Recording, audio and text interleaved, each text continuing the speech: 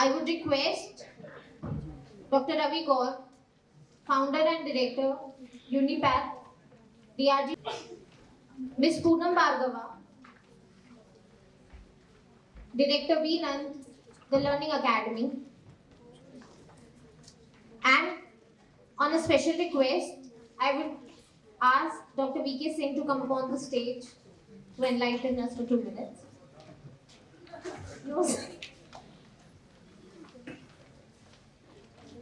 After the conference ends, sir, sure.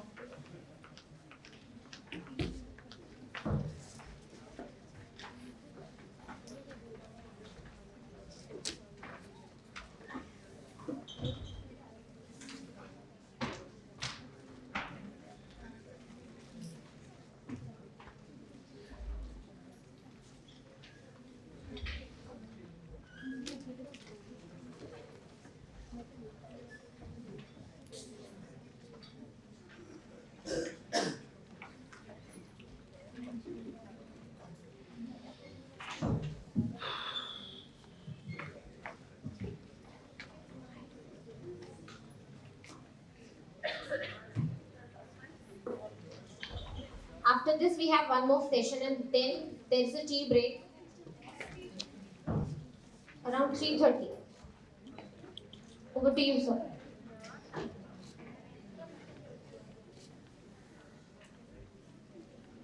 Good afternoon, everybody. Can you hear me, right?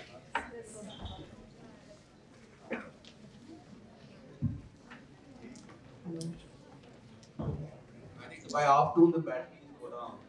We are all pumped up with the lunch, but I think the session which was Roman wanted us to dance. Really good.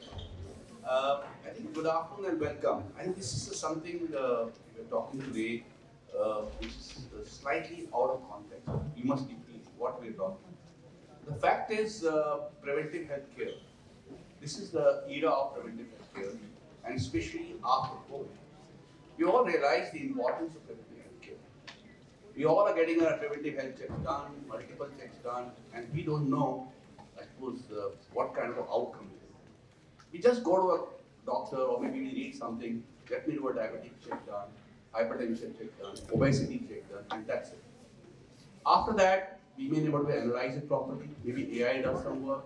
Maybe your family physicians have done work on this, and that's it. Probably leave it like that. But I think over time, what we realize, especially in the COVID phase, a lot of stress and mental health. I think we must have seen even a Prime Minister of India. They're all talking about mental health, mental health, mental health. That's mental health. Nobody talks about basic counseling kind of. It's the communication. Because I think everybody needs to communicate and speak. And if we speak out and communicate well, whatever we have inside, with the right correct, the right person, right language, I think half of our disease problems will out. In fact, not disease, other will feel much better and well. That's the fundamental thing of health. It's very, even people who are chronically ill, they may be having diseases, treatment, but then again for them, how to communicate, what to speak, so that they keep feeling well as long as they are alive. With this, I think I'd like to introduce Poonam Bhargava. Poonam is a founder director of VNAND Learning Academy and certified holistic well-being therapist and mindful coach. She's spent 22 years of experience across diverse education initiatives, and of course a member of International Association of Therapists. She follows, I don't know, CBT, REBT, or what holistic approaches. I really don't understand much, but I think I've seen her the way to communicate and the counseling, which is something which is the need for the arts way for all of us, probably the world, which is actually 70% of actually even started from stress or the, you can say, the not being well. Before I start, I'd like to request for Dr. Singh, he's been my mentor. Thank you, sir, for giving me the opportunity to say a few words about communication constantly. Good afternoon. That's like good. You see, it is we are going in the era of technology. Doctors are being forced to learn technology. They like it or they don't like it.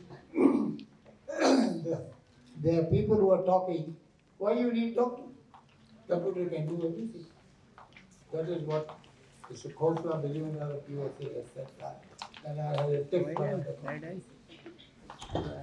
We have to blame also social media for giving a wrong, garbage, and good information, whatever it may be. Everything as far as the wellness is concerned or behavior is concerned is our fault, our own fault. Animal doesn't eat the chicken with all masalas, it doesn't drink alcohol, it doesn't smoke, it doesn't overeat, it has set pattern, and its physical exercise is one to search for a food. And that's what satisfies him, he has his life, etc. They don't require that often the doctor's prescription as we do. I agree with the team that this is one of the very good subject. I always call it three-dimensional health. Whatever you are talking, behavior, lifestyle, early diagnosis, communication, behavior, etc. I'd like to give one example. Shri Abdul Kalam was a scientific advisor to Ministry of Defense. I was part of the uniform at that time. And I was working on some project. And he says, I was brigadier then, brigadier, let's do something on telemedicine, let's do something on the issue, etc.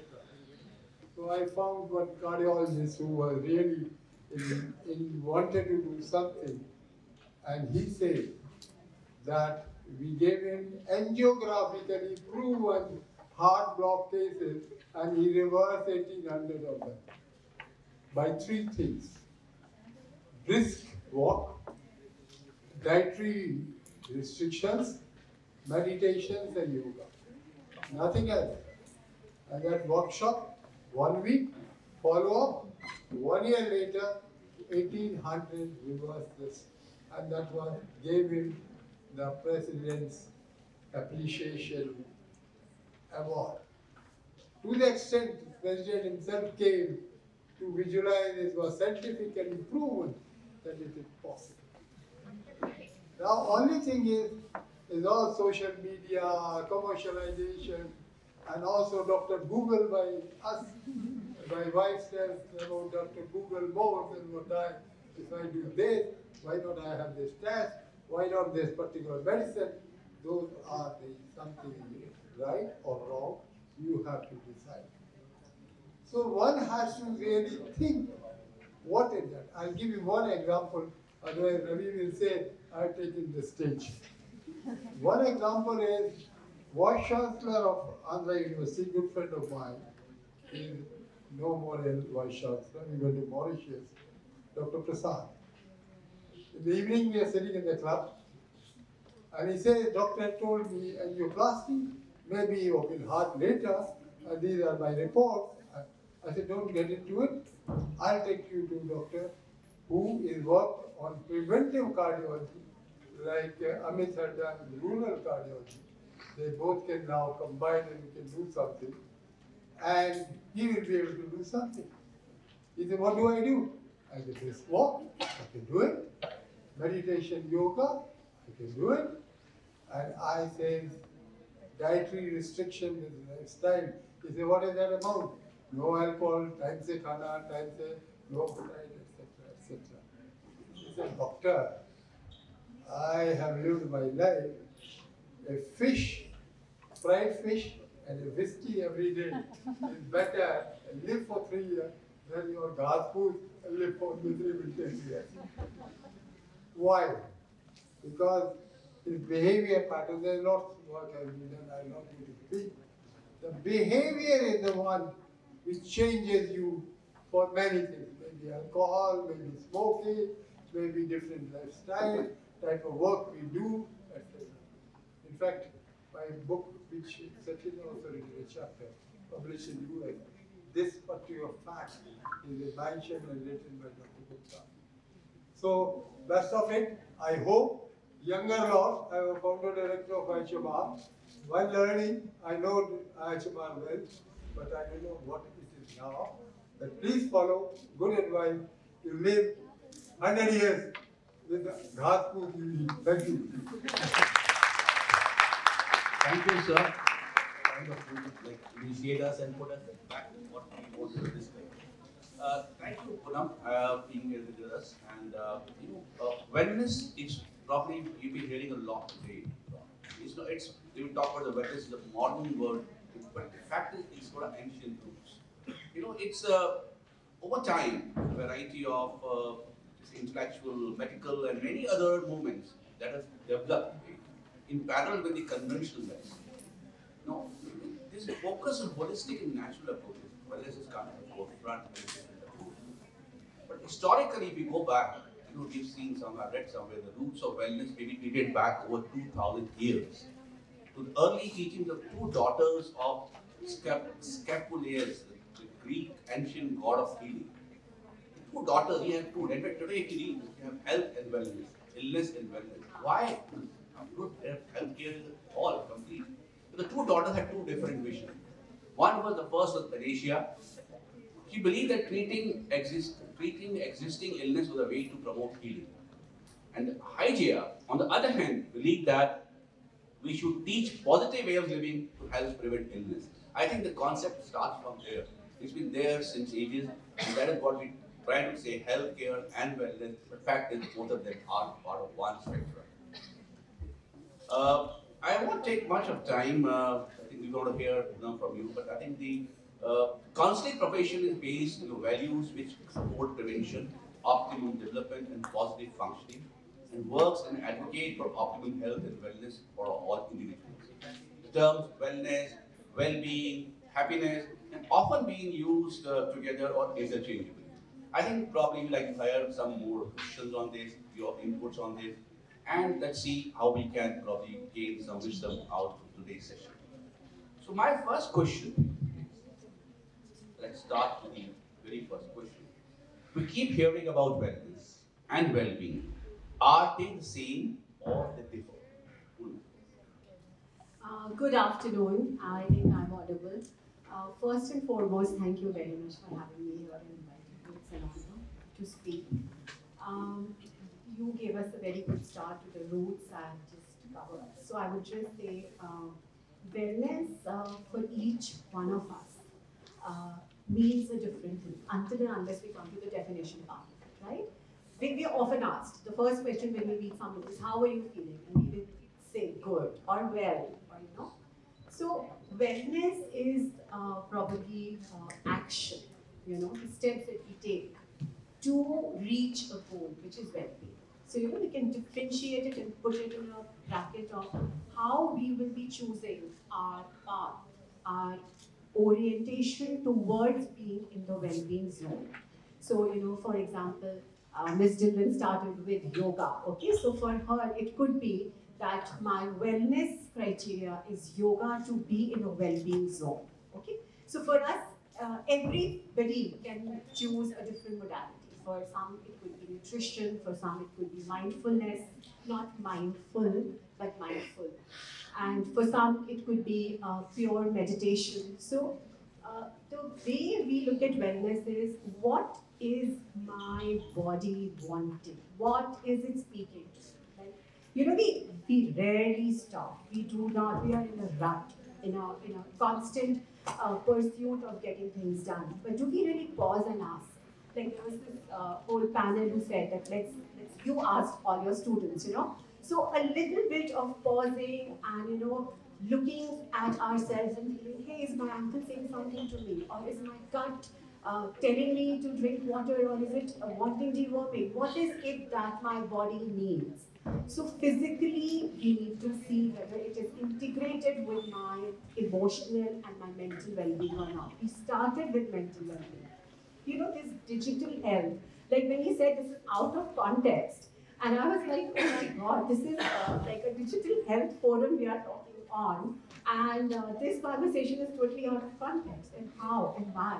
So what are we trying to add here? What is the value we are bringing to this forum in terms of communication? So Ms. Dillon, I would say brilliant moderation. Like, all the panelists here were like communicating so nicely that I had only only a little amount of knowledge around data. No, so for me, as a counselor, data is soul. You know, it is not oil, I'm so sorry.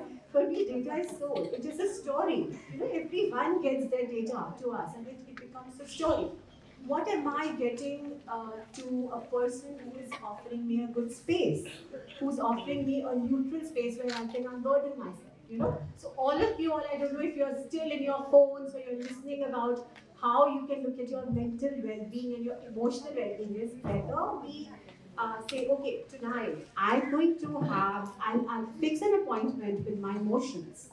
Okay? So, well, there are seeds. Okay, emotions come on one by one. Am I completely fine? Am I anxious? Do I have stress that you started out with? So, what is it that I really need to take care of? You know, digital health. You know, the word health has heal in it. You know, how are we supposed to heal? Are we supposed to find somebody to go to, or a medical app will be providing me compassion? My medical app will not provide me compassion. My therapist or my counselor is going to provide me that. So where do I see medical intervention coming in or stepping in? So a well-being is, I would say, a bigger umbrella, which we could say, like, you know, if we are all equation-based people to remember certain terms and values, we could say well-being is equal to H plus H, health and happiness. So your third part was happiness.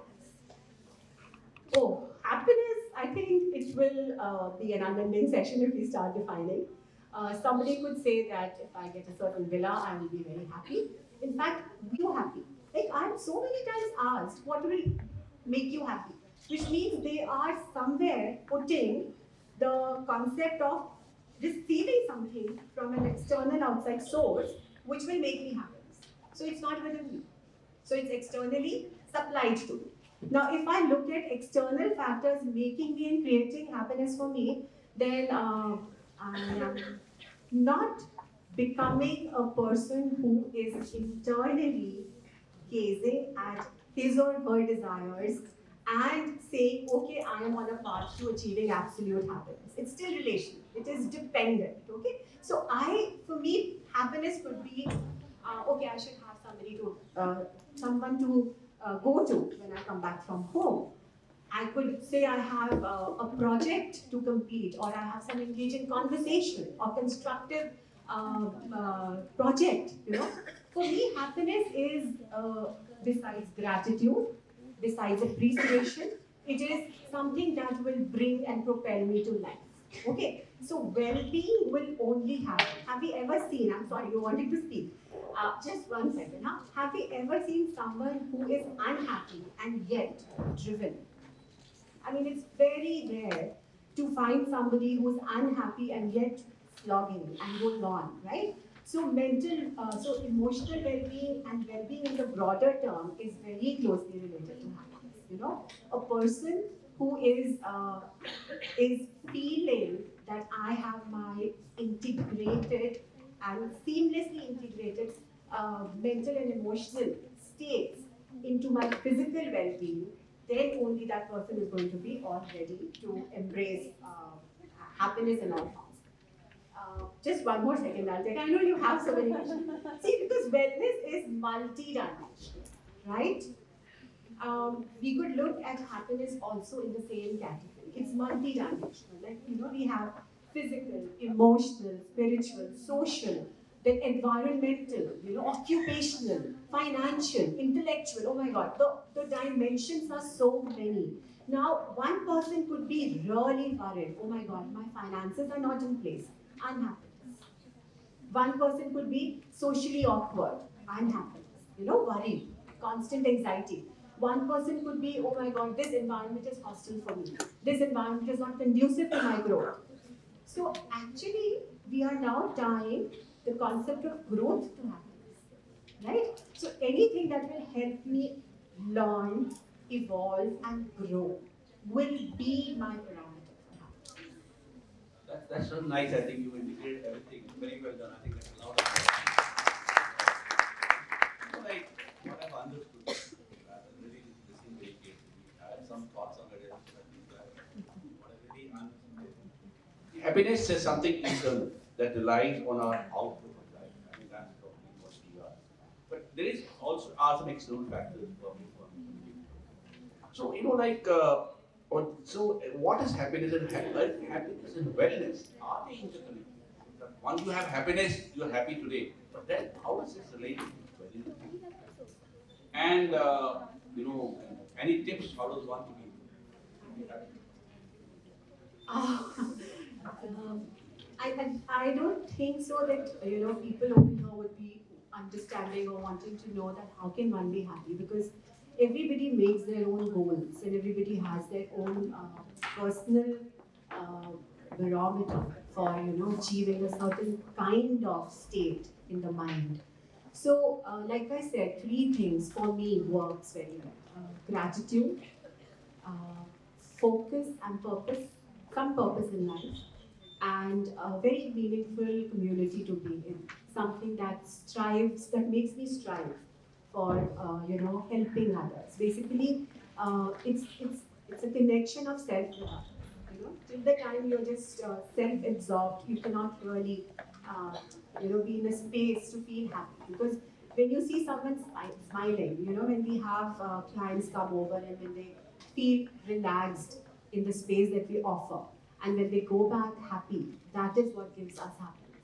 So it is very relevant. I mean, very, very different to everybody, but it is definitely integrated. Like I just said, that it cannot. So if wellness is equal to health plus happiness, happiness can exist where one cannot be in the space of well-being, right? But well-being cannot be for a person who's unhappy. So a person has to be happy to be in a state. That's a great thought, I think. So coming to the next question, I think we're talking about communication. It's very difficult to define communication because there's a lot of definition. How you define that? It's very individual to individual. Geography is geography. Something that is about community or maybe the culture. How do you define that? So my thing is why communication? What's communication? See that why communication is important and what is effective communication, especially when counseling and wellness. Any inputs on that? So communication is a two-way channel. Like if we are in the audience and if I wouldn't be listening to, for example, Ms. Dhillon or to Mr. Day or to Mr. Verma, if I wouldn't be listening, then the communication that the uh, speaker has tried to initiate and have with us is going to not fall well with us. So it has a sender, it has a receiver, right? The sender will have some intent, some message to convey, like she conveyed a very strong message. And the receiver has to have the intent to absorb, to listen. And when the listening channels will open, only then the communication will be effective. Like you asked, what is an effective communication? So I can just give one example. There's a very beautiful technique. We know the Sanskrit word rasa. Okay? So it's an acronym. We can divide it into R-A-S-E. Okay? So R is receive, A is assimilate, S is summarize, and A is ask. So if I'm in a conversation with somebody and if I use the RASA technique and if I ask a question, just prompting the person that I have understood you and this is what you want me to respond on, the person has formed a connection. Right? So that is effective communication, wherein you are finding the connection with the person. You are just not listening to respond. That is effective communication. Effective communication actually has a lot more than just this. So if you all want to go and really understand the art of listening, I mean, Julian Treasure on TEDx has a beautiful video, must watch. So he says that, we have different seats of listening. So sometimes we are in a very angry mode. So if we listen from while sitting on an angry seat, we will not be able to be flexible in our understanding, we'll be judging. If we have a victim card seat, then we will never be able to get motivated. right? So the communication, what we are wanting as an outcome, will never be ideal, according to the seats we will occupy by this thing, right?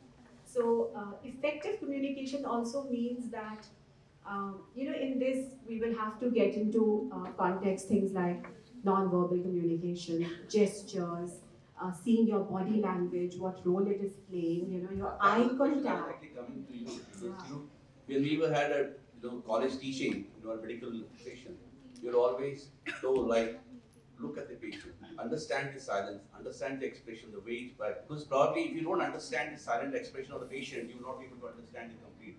So in this digital era, when we're talking about app and counseling online, on kind of a thing. So what are the various advantages, disadvantages of online, offline counseling? What should be the model which should evolve with the time? Okay, so with the pandemic, the online counseling has really helped. It is mostly like the person is sitting, it's mid-length visibility, but you are at least able to see the face of the person. You're able to see the emotions that come on the person's face. You're able to understand that the person is uncomfortable because the conversation on phone, talk is sometimes very dangerous because you don't know what the person is not liking. You don't know whether you are intruding, and so your boundaries are not very visible in a conversation which is not face to face. So if you look at in person, it has many benefits because you can see the complete person, and you know your boundaries. You know when to intrude. You know when to back off. You are also very empathetic. The silences are beautiful. Uh, on an online platform, also most of the things are available and visible, but the best could be a hybrid model. A best could be where one or two sessions, SOS sessions, could be online, and if the person can come and visit you offline, it would be a very good way to create that neutral space. I think that's what I think, Dr. Harsh, we had a discussion. Dr. Harsh Mahajan was talking about AI or these things actually cannot get away with the human. I think hybrid model will evolve, but I think right language, effective words, effective communication and expression. And this is going to probably help us out to have a very good hybrid model and probably make a really good feel of it. Last question, just a quick question, we have a lot of time. Amid growing awareness of good health and growing threats, we all undergo preventive health check. Do you think this kind of a communication or a counseling should be included in all preventive health checks, or it should be just like strictly? I can just share a 1 minute anecdote on this because what really prompted me to venture into this space is an interaction when my mother was sick. And I'm so sorry, I mean, all doctors here, but no personal offense. We were given the news of a pancreatic cancer in a very crude way. And it just didn't sit well because we didn't have any info. I didn't believe in Mr. Google at that point in time. We were not emotionally handled well. It was just like, oh, she has 8 months to live. Go start creating memories. So if you ask me that preventive health checkup, if we have to integrate with counseling and we are talking about effective communication, then the person who is receiving, again I'm talking about a communication channel, has vulnerability, has a lot of fear, has too many emotions that they will probably not be able to express. Now, doctors are busy, but an intermediary person could be a psychologist or a counselor who can play that important part. For me, my first idea around preventive health check was when I saw one TEDx talk around truths, like how, like Dr. Amit was here and he said that his brother had a heart attack and he was not given treatment. If we are looking at preventive health check and we are talking about that, these conversations could become the springboard for people to come out and talk about the uneasiness that they have and they carry within themselves, which later are the causes to become disease because they are at unease. Now, if somebody is handling their concerns ahead in time, then preventive health checkup has almost covered half the part. So it should be integrated, and it should really be integrated. But I cannot say how. What I can say is that if this becomes a part of a regular checkup when they go for their physical ailments, and a mental checkup is also attached to it, then we will bring up. Yeah, I think that's very, it should be definitely, I also agree with you that they should be part of it. And they have a lot of startups, we have a lot, people who have already developed multiple kind of a platforms, and probably the youngsters probably. You can always probably looking around that. How do we integrate that into a preventive health check? And that's going to play a very important role, because the way the prevention is, the health is basically, if you can prevent illness, you can have solved all these issues of healthcare shortages problems. Uh, I think that's we have run out of time, and Sachin has already showed me a card. Time's up, so I think anything specific you want to say for 30 seconds? Yes, I can say that sometimes communication with our own selves is very important to form. When we say when we make a mistake, we say, "Oh, how stupid of me! I made a mistake," and we label ourselves stupid. And likewise, we do this all the time during the day. And if we just change this and say, "Oh, I learned this. I will take care of this later." Then, if we start the communication and effective communication with ourselves first, then we will be in a good space to have it with others. Thank you. I think whatever is inside us, probably that's what is outside us. So that's something. Thank you so much. I would like to just say one, two lines. Probably I have picked up from here and there. Like in the autumn, spring, winter, or rainy seasons of life, we have diverse experiences, and we come across many people and multiple phases of life. We have joy, we have sorrow, we get low and we become high. Somewhere our emotions are right there and sitting tight. As we unwind, we unfold, we feel very bright and light. This is the power of effective communication, which an efficient counselor can do and makes us feel well and right. I think that's why it's a very, very important part of life. So I think in conclusion, it's time to conclude. Let me just say that let's conclude. Thank you so much, Poonam. It was really insightful conversation about communication, and we would really like to apply during our practices.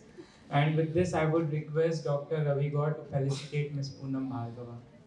And this will be with a great round of applause. Thank you, ma'am.